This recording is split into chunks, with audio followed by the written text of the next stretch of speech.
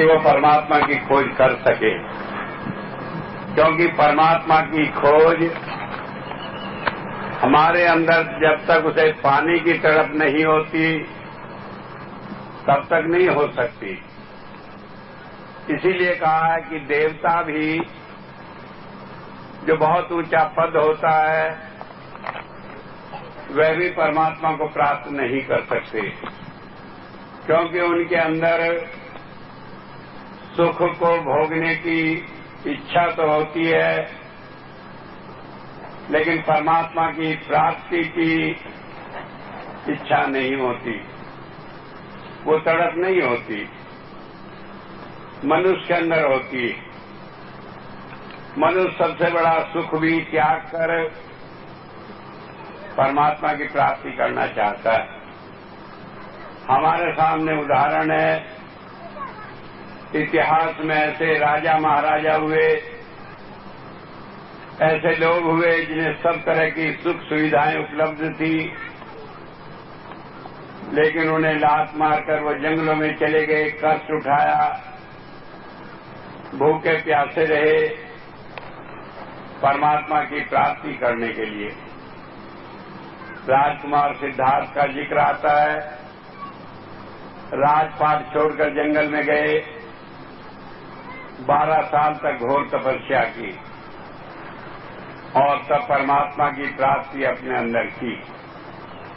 तो मनुष्य क्यों केवल परमात्मा की प्राप्ति कर सकता है कि इसके अंदर इच्छा शक्ति है परमात्मा को प्राप्त करने की, मेधावी बुद्धि है, पावर ऑफ डिस्क्रिमिनेशन, ये तय कर सकता है क्या इसके लिए अच्छा है क्या बुरा है, और अवसर भी है क्योंकि ये स्वतंत्र है कोई भी कर्म करने के लिए।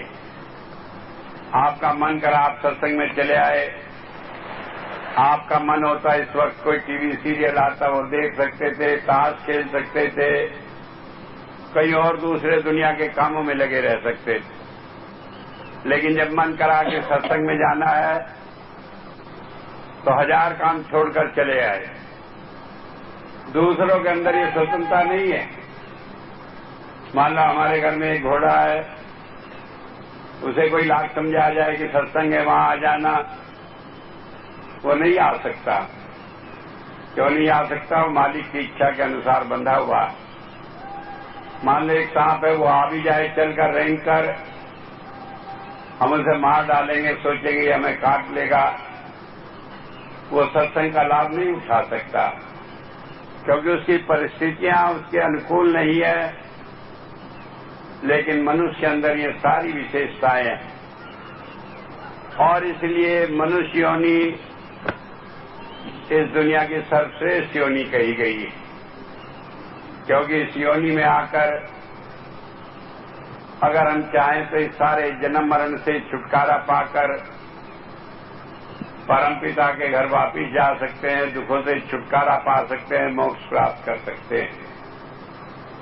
मेरे हुजूर अक्सर समझाया करते थे, एक बहुत बड़ा मकान है, चारों तरफ ऊंची दीवार से घिरा है, उसमें एक दरवाजा, उसके अंदर अंधा कैदी बंद है, वो दीवार का सहारा लेकर हाथ लगाता हुआ दरवाजे की तलाश तक चलता है, चारों तरफ घूमता है।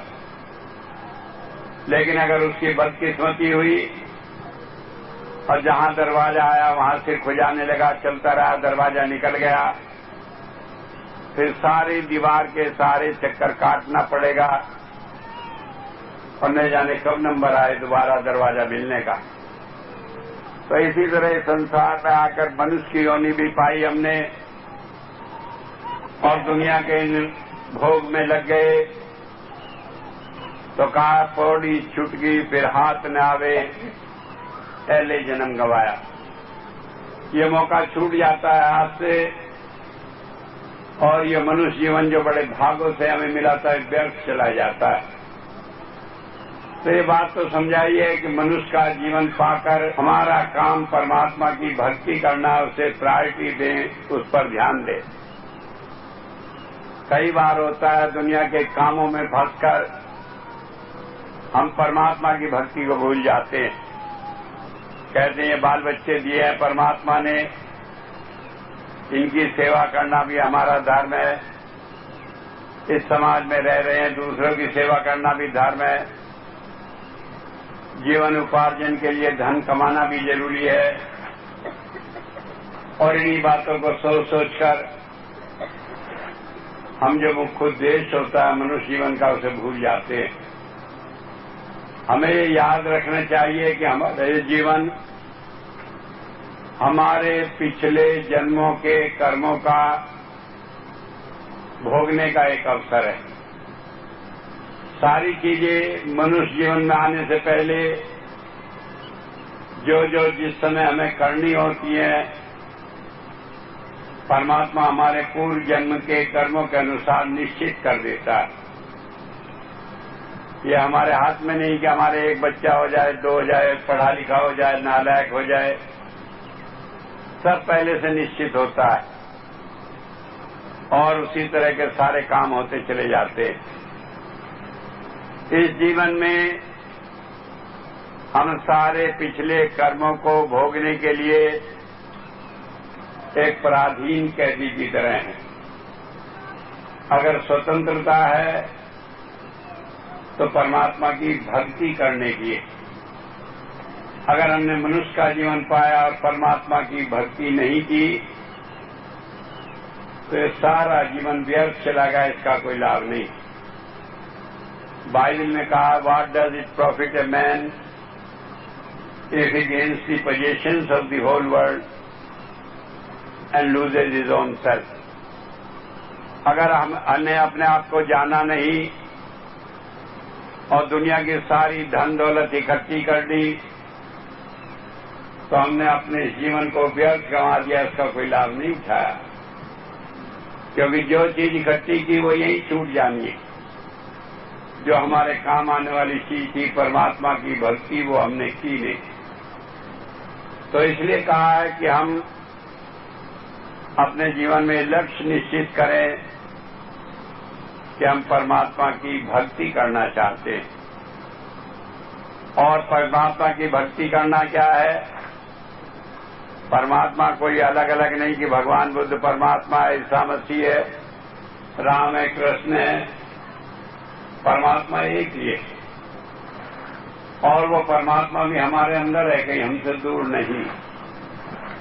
इसी शरीर में बैठा है, जहां भी हम जाते हैं हर घड़ी हमारे साथ रहता है। लेकिन मुश्किल यह है कि अपने अंदर रहते हुए परमात्मा को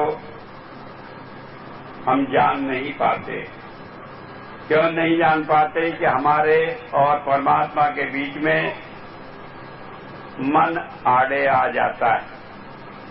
ये मन खड़ा हो जाता है और मन मद के रूप में, अहंकार के रूप में और मोह के रूप में इस संसार में हमें अपने अंदर रहते हुए परमात्मा से अलग कर देता है। परमात्मा हमारे अंदर है, हम बाहर दुनिया में भटक रहे हैं, कई बार बाल बच्चों के लिए और कई बार परमात्मा की प्राप्ति का बहाना करके भी हम बाहर दुनिया में भटकते रहते हैं। आखिर क्या कारण है? हम गए, बद्रिका आश्रम गए, हम रामेश्वरम गए, हम हज करने गए, हम दूसरे तीर्थ स्थानों को गए, तो क्या कारण है? यही कि शायद वहां जाकर परमात्मा हमें मिल जाए।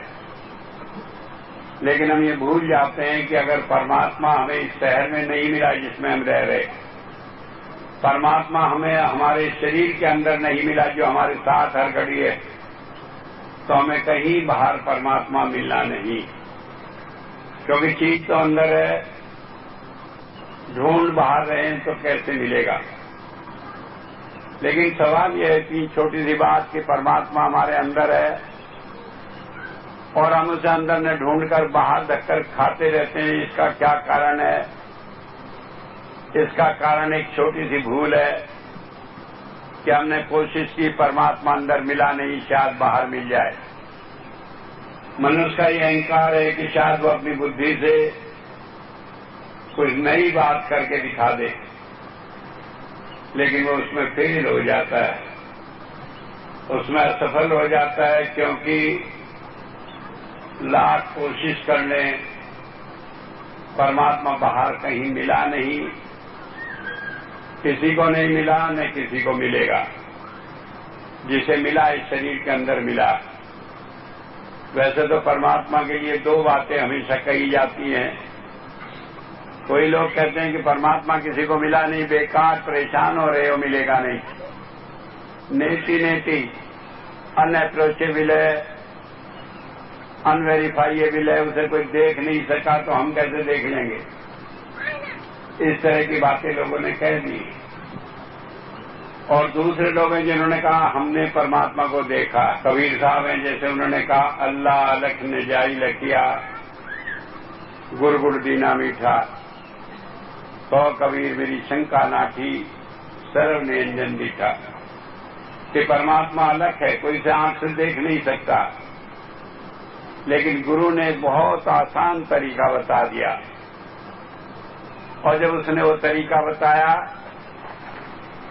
तो हमने परमात्मा को अपने अंदर ही देख लिया और हमारी सारी शंकाएं मिट गई। जो बुद्धि से हम रोज सवाल करते थे कि परमात्मा मिलता नहीं, वो सारी शंकाएं अपने आप समाप्त हो जाती हैं।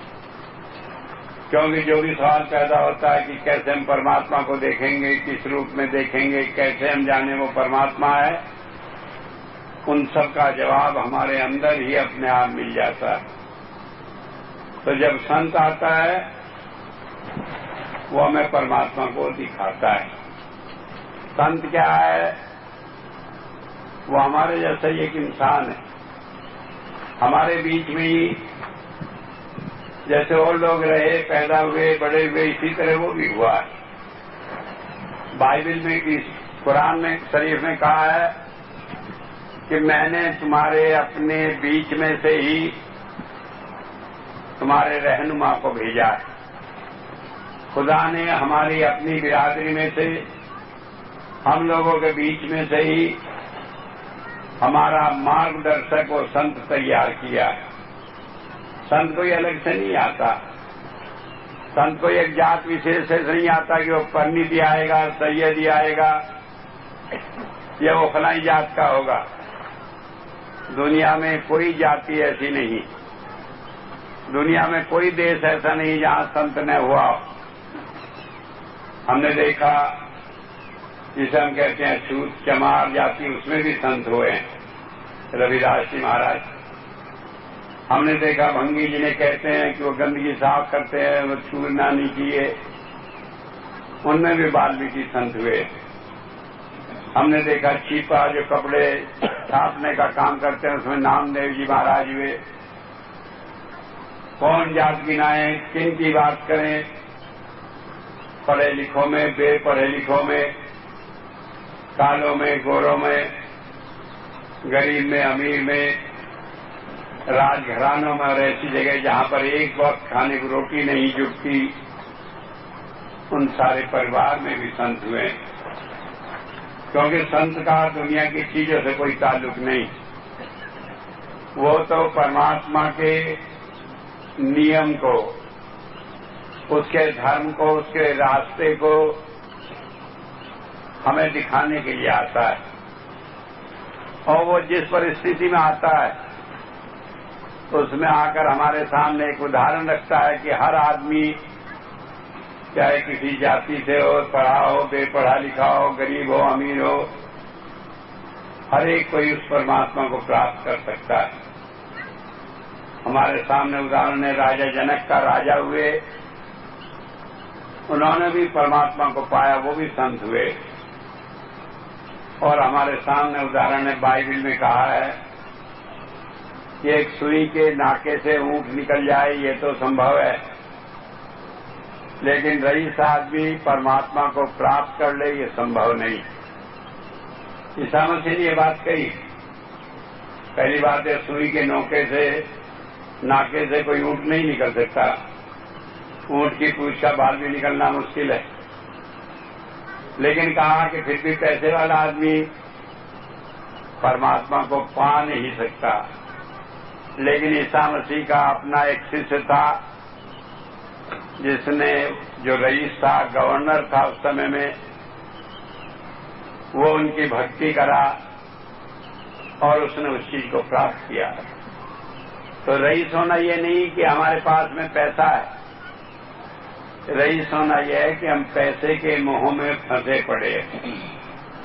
राजा जनक है, उनके यहां इतना धन था, लेकिन उन्हें विधेय कहा है कि उन्हें शरीर का भी आभास नहीं रहता था, वो इसमें फंसे नहीं थे। और कई आदमी गरीब होते हैं, खाने को रोटी नहीं होती, लेकिन सोते जागते पैसे पैसे की हाय हाय करते रहते हैं। तो सवाल इस बात का नहीं पैसा आपके पास है कि नहीं, सवाल इस बात का है कि आपका मन उसमें फंसा है या उससे बचा हुआ। तो सारे झगड़े मन के कारण है, और इस मन को मारना असंभव है। मेरे हुजूर संत कृपाल सिंह जी महाराज कहते थे कि जो कहता है कि मैंने मन को मार लिया, उसने एक बहुत बड़ा कुफ्र कर दिया, उसने एक बहुत बड़ी गलती कर दी। क्योंकि ये कहकर मैंने मन मार लिया, मन और शेर हो जाता है।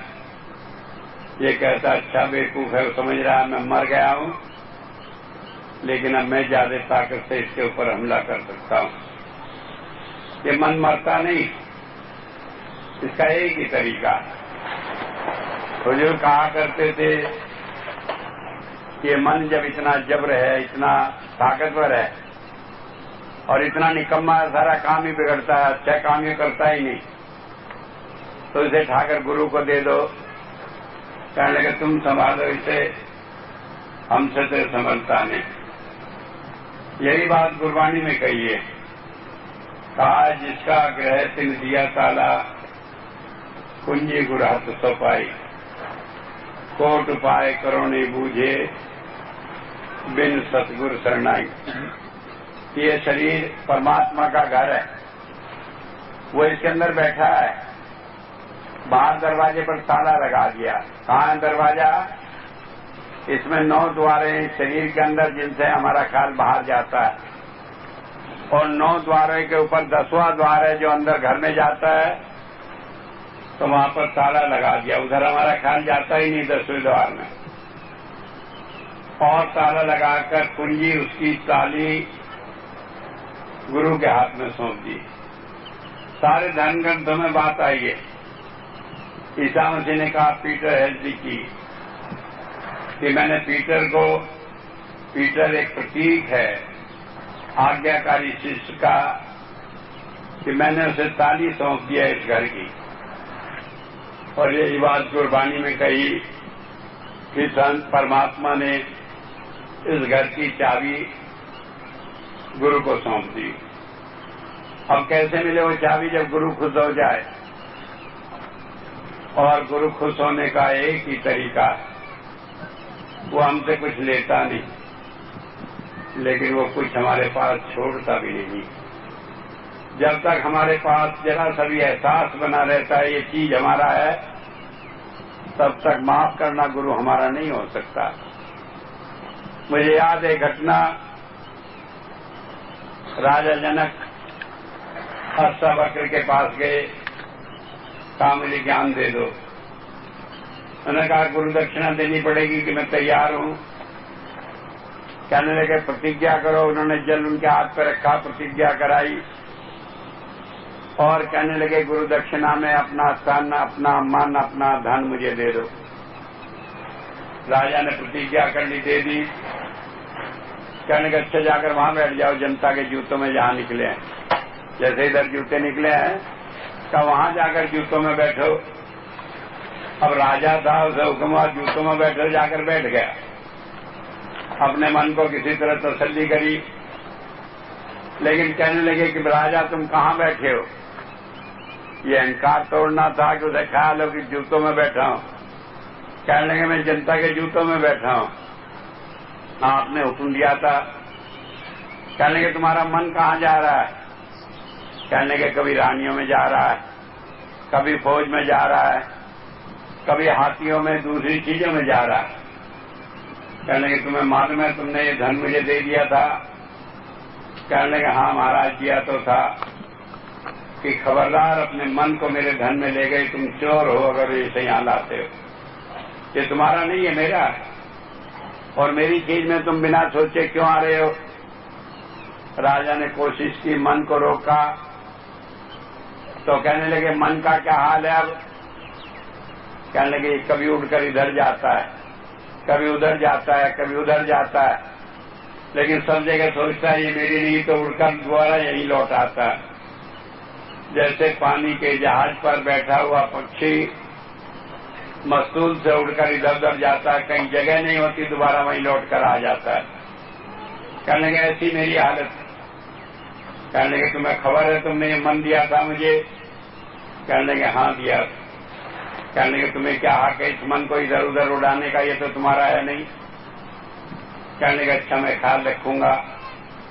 मन भी रोकने की कोशिश की, ऋषि ने तवज्जो दे दी, आत्मा ऊपर चढ़ गई, अंतर में अनुभव हुआ, खुश हो गए कि हाँ मन तसल्ली हो गई। जब ध्यान छूटा पूछा तसल्ली हुई कि हाँ तसल्ली हुई।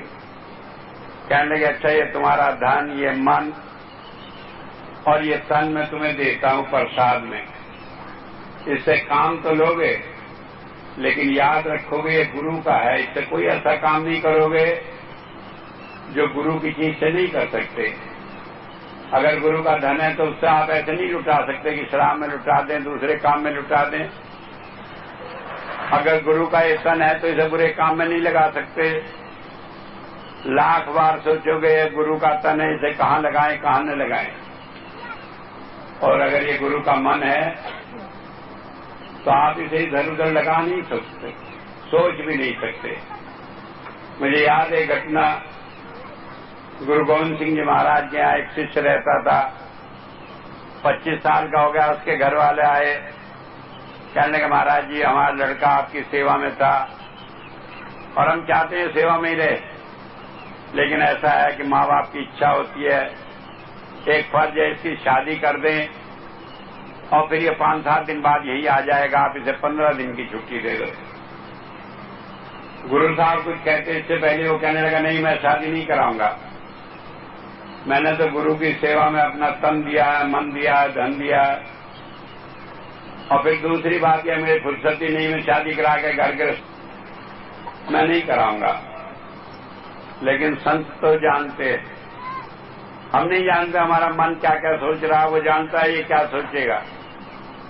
कहने के भाई जाना पड़ेगा, तुम्हें शादी करानी पड़ेगी। कहने गुरु साहब इतनी मुसीबत मुझे क्यों डाल रहे हैं। कहने लगे तुम्हारे कर्म है, तुम्हें शादी करानी ही पड़ेगी। अब ब्रह्मचारी बन गए, सन्यासी बन गए, फिर किसी को लेकर भाग जाओगे तो सारे कर्म तो किसी न किसी तरह कटेंगे ही। तो अच्छा हो जो तरीका उसी तरह काट लो कि जाओ शादी करो, वो भी भोग लो। कहने गुरु साहब मैं नहीं जाऊंगा, मुझे चाहे जो कुछ कर लो। कहने लगे अच्छा चलो इतना है तुम चले जाओ, और उसमें जो तुम्हारे कर्म बनेंगे वो हम छांट देंगे, पर एक काम करना जब हम हुक्म दें तो जिस हालत में उसी हालत में चले आना। कहने लगे अच्छा आप कहते हो मैं जाता हूँ। वो गया वहां, अपने घर पहुंचा, सारी बात कहती, उसी रात को उसकी शादी की बात कर दी। फेरे फिर रहे थे, पत्नी का पल्ला उससे बंधा हुआ था, सिर पर मुकुट बंधा हुआ था, 3 चक्कर उसने काट लिए, 7 काटने होते हैं। जब 3 चक्कर काट लिए तो एक चेले ने चिट्ठी दे दी कि गुरु साहब ने बुलाया, ये कहा जिस हालत में उसी हालत में चले आओ। अब हालत ये थी, मोड़ मुकुट सिर पर था, पल्ला बंधा था, 3 फेरे फिरे थे, 4 और फेरने थे। कहने में जाता हूँ। घर वालों ने कहा कम बखत 4 और पूरे करता जा, कम से कम ब्याह तो पूरा हो जाए। कहने लगे नहीं, गुरु साहब ने कहा जिस हालत में उसी हालत में आना। थोड़ा पल्ला छुड़ाया, भाग लिया। कि गुरु से हमारा प्यार होता है जो हम करते हैं, लेकिन ये अंतर्मन से नहीं होता, कहीं ना कोई दिखावट होती है। तो वही वे अपना जोश में आया, छोड़कर चल दिया। पैदल चला, 3-4 दिन का रास्ता था। शाम को आके आगरे में रुका, 10 बज गए, थक गए थे वो और दूसरा आदमी काशिश जो उसे लेने गया था, दोनों लेट गए। अब थके थकाए थे, रात के 10 बजे रूखा सूखा खाया, लेट गए। अब जब चारपाई पर लेट गया तो उसे ख्याल आया, कहने लगा आज मेरी शादी होती, बीवी मिलती, बात करते, मंथन की, गुरु साहब ने ये झंझट कर दिया, मैं यहाँ अकेला पड़ा, वो वहां सोच रही होगी। मन है कितना ही क्या कर ले फिर भी कहीं ना कहीं टूट जाता है। इतनी बात हुई, कहीं कानों में घुंघरू की आवाज पड़ी, सुनाई दी, कई कोठे पर कोई नाच वाच रही थी औरत। आगरे में, जहां आगरे का ताजमहल है, उसके पास एक बस्ती है ताजगंज, उसमें बहुत सारी ऐसी नाचने वाली रहती है। अब सोचा अब तो गुरु का कोई काम नहीं करना, चलो अब चल के नाची सुनिया है, थोड़ा मन बहल जाएगा। वहां जाकर पहुंचा, एक कोठे वाली के यहाँ दरवाजा नीचे से बंद था, ऊपर आदमी गाना सुन रहे होंगे।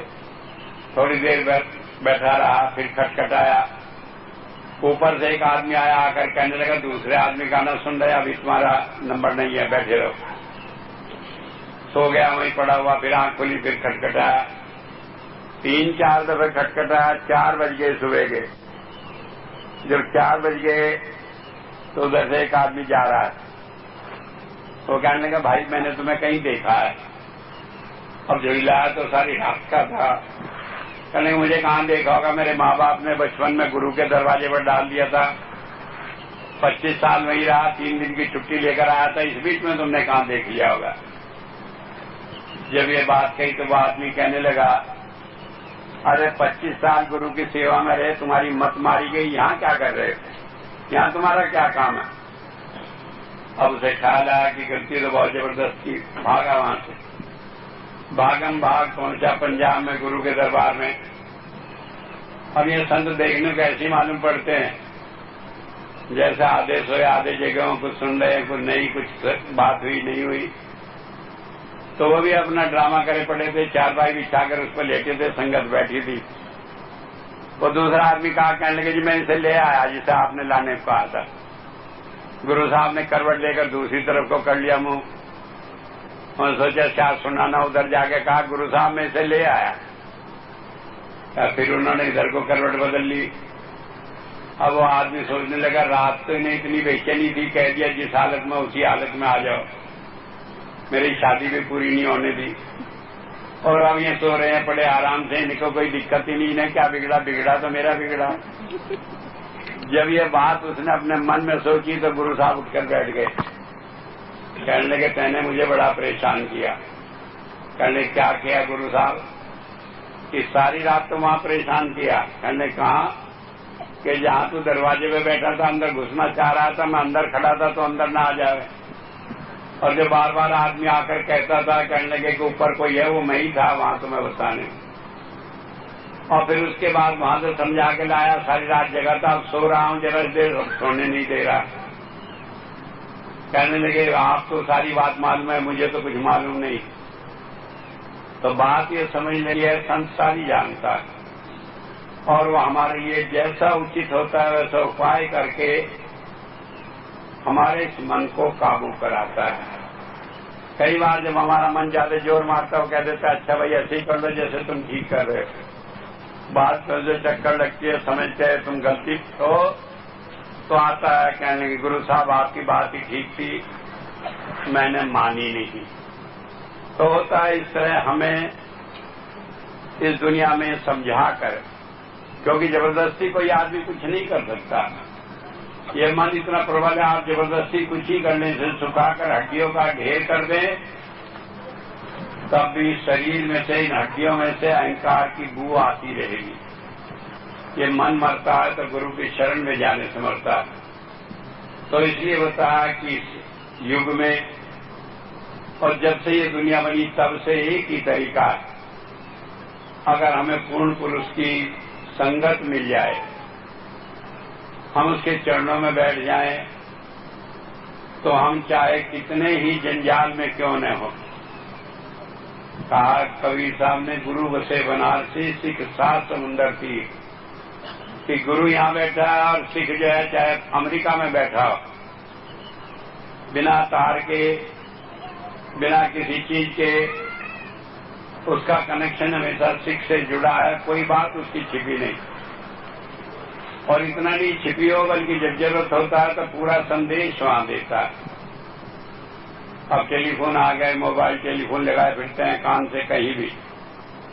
हो सकता है थोड़े दिनों में उन्हें पिक्चर भी आ जाए, हो सकता है थोड़े दिनों में ये भी हो जाए जेब में आप टेलीफोन रखे हैं, आपके दिल में कोई बात आई तो टेलीफोन अपने आप ही वहां कनेक्ट होकर समाचार दे दे। लेकिन परमात्मा ने ये सारी बातें तो पहले से ही कर रखी है। गुरु के लिए हम टेलीफोन नहीं मिलाते, कोई कनेक्शन नहीं जोड़ते, उसकी तस्वीर अपने आप आंखों के सामने आ जाती है। और जब हम कहना नहीं मानते तो कान पकड़कर जरूरत होती तो थप्पड़ लगाकर भी अपने साथ कर लेती है। अगला स्टेप खबर नहीं, टेलीफोन में ऐसा होगा कि नहीं आप कहना न माने वो आपको थप्पड़ भी लगा। और हुजूर कहते थे कि दुनिया छोड़ जाए गुरु छोड़ता नहीं। क्यों नहीं छोड़ता कि उसका अपना भी सवाल है। उसने परमात्मा से ये कॉल किया है कि जिस काम के लिए उसे भेजा गया है वो उस काम को पूरा करेगा। तो इसलिए हमारा काम यही है कि हम उसके हाथ में कहना मानकर दुख सुख में उसके कहने में रहने वाले बन जाए तो सारा मामला ठीक हो जाता है। और होना तो ठीक वैसे भी है, नहीं मानते रो पीट कर चिल्लाकर परेशान होकर उसे दुखी करके अपने आप दुखी होकर करना तो वही पड़ता है जो वो चाहता है। लेकिन उसी में हमारी भलाई है क्योंकि उससे बेड़ा पार हो जाता है और इस काल के चक्र से छूटकर हम सही रास्ते पर लग जाते हैं। तो सही तरीका क्या है कि हम एक बार मन में सोच लें कि जो गुरु कहेगा वही करेंगे। जब कोई काम करना हो पहले सोच लें आंख बंद करके कि जो आप चाहोगे वही करेंगे। फिर उसका काम है वो अपने आप सही रास्ता बताए और मान लो गलत बता भी देता है तो आप तो ये कह सकते हैं हमने तो आपके दरवाजे पर दस्तक दे दी थी, इससे ज्यादा हमारा काम नहीं था। अब आपने सही किया नहीं किया यह आपका काम है। और मैं आपको बताता हूं अगर आप इस तरह करेंगे तो आपका कोई काम बिगड़ेगा नहीं, सारे काम ठीक रहेंगे और आपके जीवन में सुख और शांति आएगी। इतनी बात कहकर ही मैं अपनी बात को समाप्त करता हूं।